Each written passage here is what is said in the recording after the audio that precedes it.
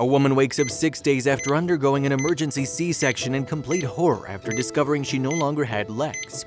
The decision devastated the mother of 8 who was left to figure out how to raise her children while being bound to a wheelchair. The birth of a child can raise a lot of questions for moms-to-be, from how the little one would cope to how smooth or rough the birthing experience would be. For C-section moms, there's an added worry of undergoing major surgery. These are normal reactions to such a life-changing moment, and most moms come out of the experience filled with joy at the sight of their newborn. But for one woman, the birth of her child resulted in a life-shattering development back in 2016.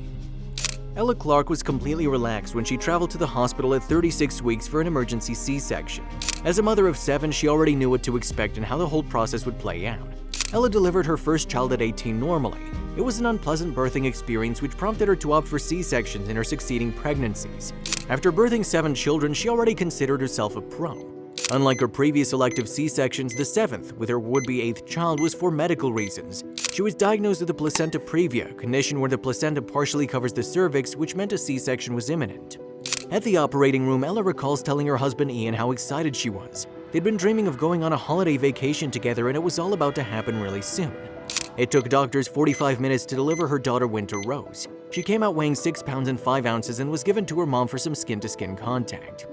Ella realized things weren't going well when they suddenly took Winter Rose away from her less than just a minute after she first held her.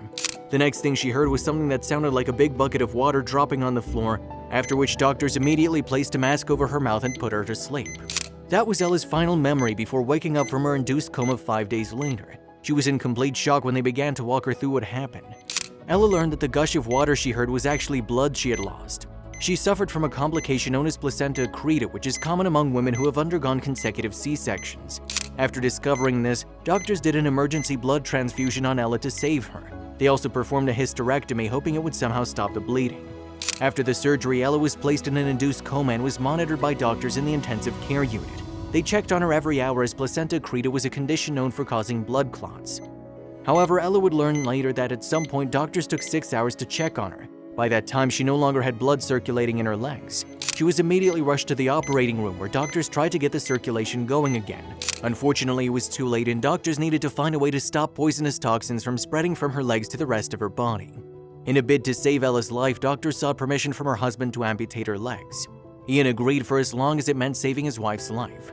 The amputation took 8 hours, rendering Ella asleep for a couple more days until she finally woke up.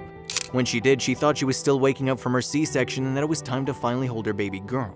Instead, doctors revealed the whole story and it devastated her. Realizing the gravity of the situation, she said, "I went from being an active mom to instantly wheelchair-bound. I couldn't stop crying." While Ella struggled with the thought of having to live without her legs, her older children were affected as well. One of them refused to look at her without a blanket covering her legs out of fear, while her eldest daughter began to perform poorly at school. Ella's entire family dynamic changed as she could no longer do normal activities with her children like she could before. She could no longer run after her kids, play with them at the park, and care for them like she used to. After blaming her fate on the hospital staff's carelessness, the hospital issued an apology, one that was of no real use to Ella, whose life was shattered. The hospital's oversight changed the course of her life forever, and that's something she and her family would have to deal with for the rest of their lives. To make matters worse, there were people who responded unkindly to Ella's plight. Instead of showing compassion, one rude commenter implied that the reason why Ella was so open to having that many children was because she had benefits and taxpayers kept her family fed. "I literally have no words for this comment," Ella responded.